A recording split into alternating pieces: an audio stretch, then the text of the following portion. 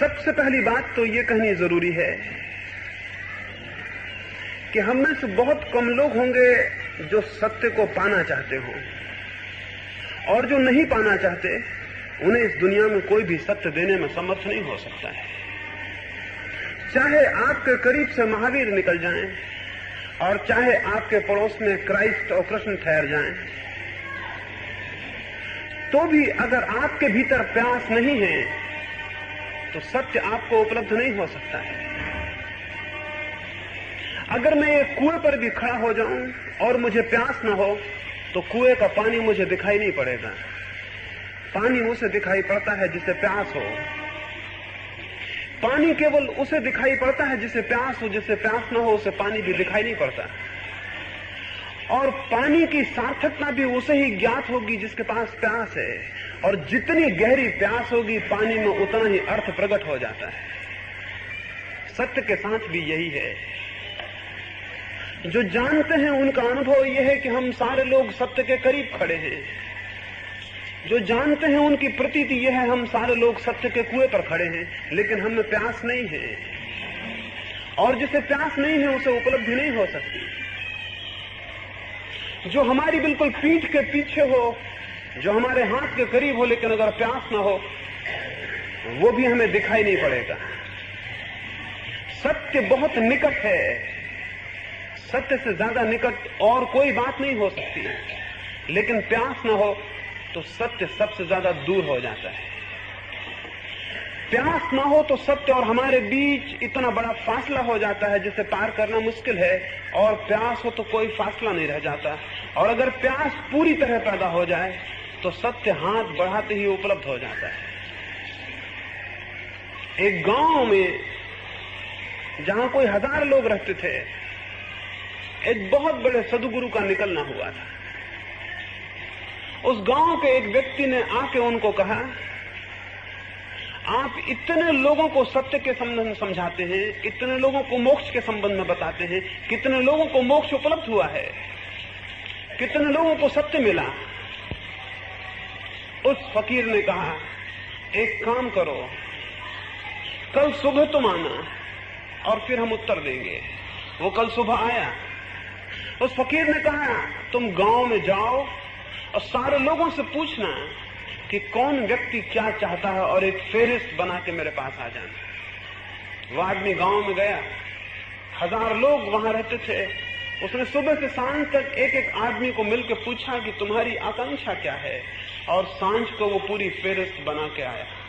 उस फकीर ने पूछा, इस फेरिस्त में कोई आदमी सत्य को भी चाहता है? उसमें एक भी आदमी नहीं था जो सत्य को चाहता हो। धन को चाहने वाले थे, यश को चाहने वाले थे, पुत्र पुत्रियों को चाहने वाले थे, और सारे चाहने वाले थे। उन 1000 लोगों में से एक ने भी नहीं लिखा था कि मैं सत्य को चाहता हूं। तो उस फकीर ने कहा, अगर लोग सत्य को ना चाहते हो तो सत्य उन्हें दिया नहीं जा सकता है। सत्य किसी को भी दिया नहीं जा सकता है। स्मरण रखिए, मैं आपको पानी तो दे सकता हूं, लेकिन प्यास कैसे दूंगा? और पानी अगर दे भी दूं और प्यास ना हो तो उस पानी में अर्थ क्या होगा? तो दुनिया में बहुत लोगों ने, जिन्होंने जाना है, अपनी बात कही है, लेकिन उनकी बात पानी है। आप में प्यास हो तो उसमें अर्थ होगा, आप में प्यास ना हो तो व्यर्थ हो जाएगी। सत्य की जिज्ञासा में पहली शर्त है प्यास होनी चाहिए। और प्यास का पता कैसे चलेगा? अगर एक मरुस्थल में मुझे छोड़ दिया जाए, तो सूरज जोर से तपता हो और पानी कहीं दिखाई ना पड़ता हो, और मैं प्यास से तड़पने लगूं, मैं प्यास से इतना व्याकुल हो जाऊं कि कोई आके मुझसे कहे कि हम पानी तो देते हैं, लेकिन पानी जीवन के मूल्य पर देंगे। हम पानी देंगे लेकिन बाद में जीवन ले लेंगे। तो मैं पानी लेना पसंद करूंगा या जीवन बचाना? मैं पानी ले लूंगा और जीवन खो दूंगा।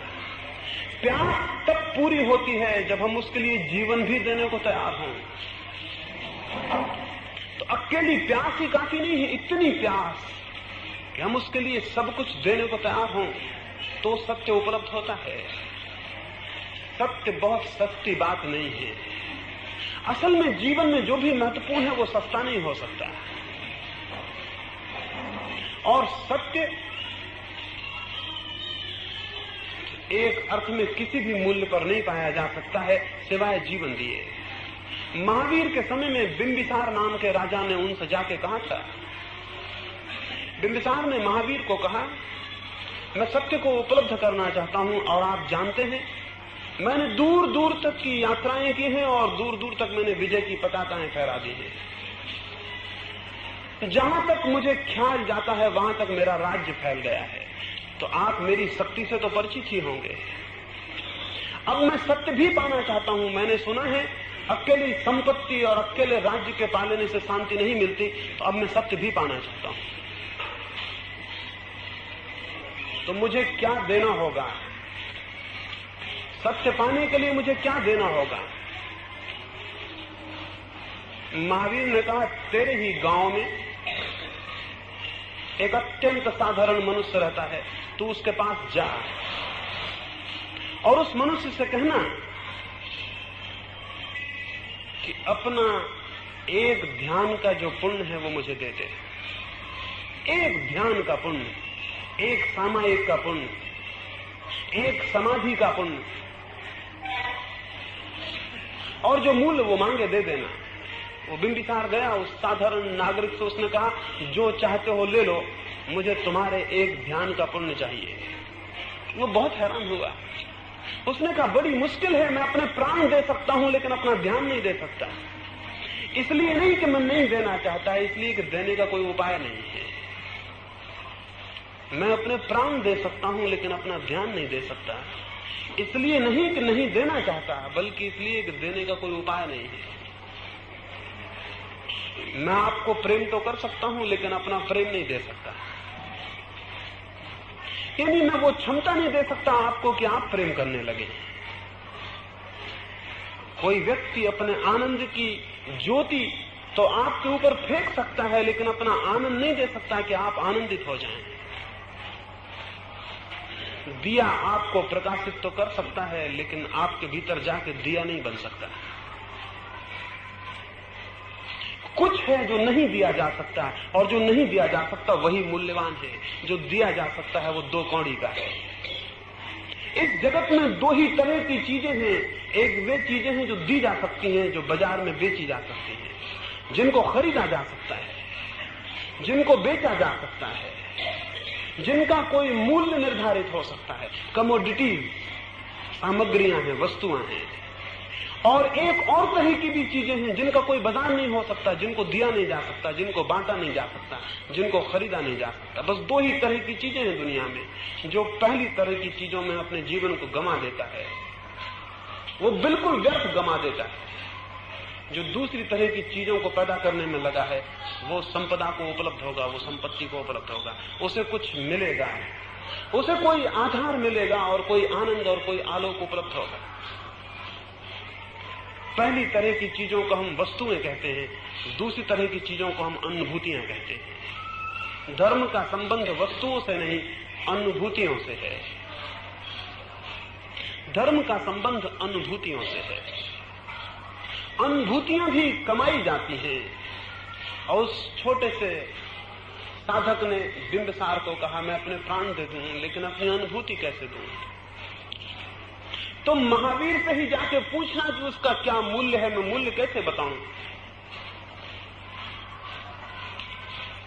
बिंबिसार वापस लौट गया। उसे समझ में आया, उसे ख्याल में आया, कुछ बातें ऐसी हैं जो शक्ति से उपलब्ध नहीं हो सकती।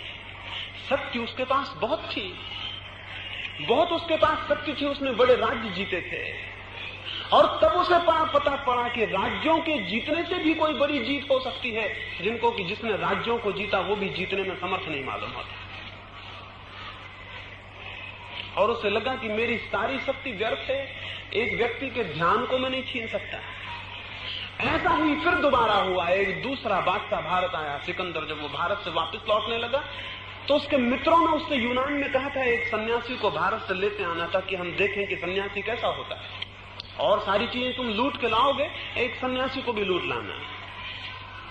सिकंदर जब सारी लूट का सामान लेकर लौटने लगा और सैकड़ों मील उसका काफिला था, जिसमें जो भी बहुमूल्य उसे भारत में दिखाई दिया उसे वो लाद के ले जा रहा था, तब अंतिम सीमा को उसे याद आया एक सन्यासी रह गया। सन्यासी का कोई ख्याल नहीं आया।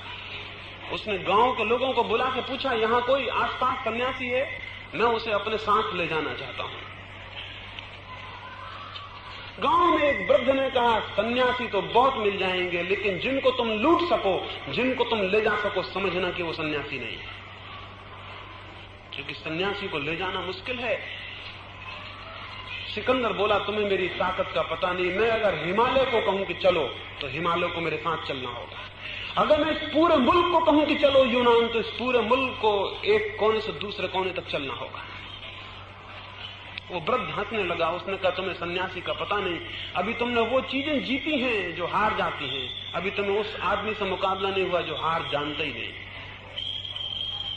खैर, खोज की गई और थोड़े ही फासले पर एक पहाड़ और नदी के किनारे एक सन्यासी का पता चला जो वर्षों से वहां था। सिकंदर ने अपने सिपाही भेजे। उन सिपाहियों ने जाकर उस साधु को कहा, महान सिकंदर की आज्ञा है कि हमारे साथ चलो यूनान। बहुत सुख सुविधा तुम्हें देंगे, कोई अड़चन न होगी, कोई किसी तरह की तुम्हें परेशानी न होगी, शाही मेहमान तुम रहोगे। वो सन्यासी बोला, तुम्हें शायद पता नहीं, सन्यासी हम उसको कहते हैं जिसने सिवाय अपने और सबकी आज्ञाएं मानना छोड़ दिया है। सन्यासी ने कहा, तुम्हें शायद पता नहीं, सन्यासी हम उसे कहते हैं जिसने सिवाय अपने और सबकी आज्ञाएं मानना छोड़ दिया है। सिकंदर को कहना, यहां कोई आज्ञा प्रवेश नहीं कर सकती। वे सिपाही बोले कि तुम्हें सिकंदर का शायद पता नहीं है, अगर तुम ऐसे न गए तो तलवार के बल ले जाए जाओगे। तो सन्यासी ने कहा, तुम सिकंदर को ही भेज दो। और सिकंदर नंगी तलवार लेके गया और उसने सन्यासी को कहा, क्या विचार है, मेरे पीछे चलते हैं? वो सन्यासी बोला, हम तो केवल अपने ही पीछे चलने के आदी हैं। सिकंदर ने कहा, इसका परिणाम बुरा होगा। उस सन्यासी ने कहा, जिसको तुम चोट पहुंचा सकते हो उसका हम त्याग कर चुके हैं। सन्यासी ने कहा, जिसको तुम चोट पहुंचा सकते हो उसका हम त्याग कर चुके हैं। सिकंदर ने कहा, परिणाम मृत्यु होगा। सन्यासी ने कहा, जो मर जाता है उसे हमने समझ लिया कि वो हमारा होना नहीं, और जिसे तलवार काट सके और जिसे आग जला सके वो हमारी सत्ता नहीं, हम उससे पीछे हट गए हैं। और अगर तुम्हारी मर्जी हो तो काटो, तुम भी देखोगे सिर को गिरते हुए और हम भी देखेंगे। उसने कहा, तुम भी देखोगे इस सिर को गिरते हुए और हम भी देखेंगे, क्योंकि जो हमारा प्राण है, जो हमारी आत्मा है, वो इसके पीछे है और इसकी साक्षी हो सकती है। सिकंदर की म्यान उठी, उसकी तलवार म्यान के भीतर चली गई। उसने अपने सैनिकों से कहा, वापस लौट चलो, सन्यासी को ले जाना कठिन है। उस सन्यासी ने चलते वक्त कहा, सन्यासी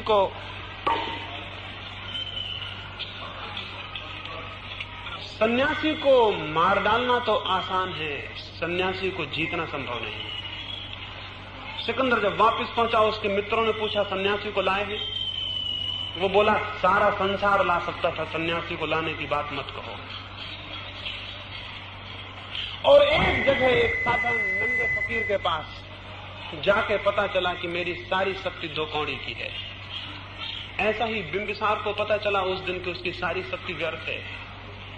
संसार की वस्तुएं शक्ति से पाई जाती हैं, और जिनको मैंने अनुभूतियां कही वो शक्ति से नहीं, शांति से पाई जाती हैं। वस्तुएं शक्ति से उपलब्ध होती हैं, अनुभूतियां शांति से उपलब्ध होती हैं। जिसकी शक्ति पर आस्था है वो केवल वस्तुओं को इकट्ठा कर पाएगा, और जिसकी शांति पर आस्था है वो अनुभूतियों को भी उपलब्ध हो जाता है। स्मरण रखें, इसका अर्थ हुआ कि शांति शक्ति से भी बड़ी शक्ति है। इसका अर्थ हुआ कि शांति शक्ति से भी बड़ी शक्ति है। सबसे बड़े शक्तिशाली वे हैं जिन्हें आप अपनी शक्ति दिखाने के लिए प्रलोभित नहीं कर सकते। सबसे बड़े शक्तिशाली वे हैं जिन्हें आप शक्ति का प्रदर्शन करने के लिए उत्तेजित नहीं कर सकते। सबसे बड़े शक्तिशाली वे हैं जो उस सीमा तक शांत हो गए हैं तो उन्हें अशांत करने का उपाय संसार के हाथ में कोई भी नहीं रह जाता है। शांति अद्भुत शक्ति है, एक बहुत दूसरे लोक की शक्ति है, और शांति भूमिका है सत्य को पाने की। जो शांत नहीं है वो सत्य को नहीं पा सकता है। तो पहली बात है सत्य को पाने की प्यास चाहिए। दूसरी बात है सत्य को पाने के लिए शक्ति की निष्ठा छोड़कर शांति की श्रद्धा उत्पन्न होनी चाहिए। शक्ति की निष्ठा हम सबके भीतर है। वासनाएं शक्ति मांगती हैं, आत्मा शांति मांगती है। और जो जितना शक्ति को जुटाने में लगा है वो स्मरण रखे, वो उतना ही आत्मा से दूर होता चला जाए। और जो जितना शांति को जुटाता है वो उतना ही आत्मा के करीब आने लगता है।